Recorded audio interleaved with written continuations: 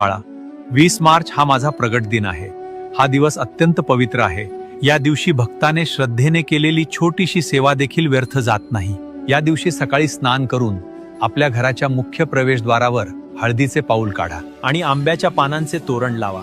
त्या क्षणी माझे पवित्र आगमन तुमच्या घरात होईल। सायंकाळी देवघरात गाईच्या तुपाचा दिवा लावा आणि शांत मनाने माझ्या मंत्राचा 108 वेळा जप करा। त्या जपामध्ये तुमच्या मनातील भावना आणि इच्छा मला मनापासून सांगा। शक्य असेल तर त्या दिवशी एखाद्या गरीबाला अन्नदान करा। सेवेमध्ये मोठेपणा नसतो, पण त्यामागची भावना मोठी असते। जिथे श्रद्धा, सेवा आणि नामस्मरण असते, तिथे अडथळे आपोआप दूर होतात। मन शांत ठेवा। आयुष्यात कितीही अडचणी आल्या तरी श्रद्धा आणि नामस्मरण सोडू नका। जे मनापासून माझे स्मरण करतात त्यांच्या जीवनाचा मार्ग मी स्वतः सुकर करतो।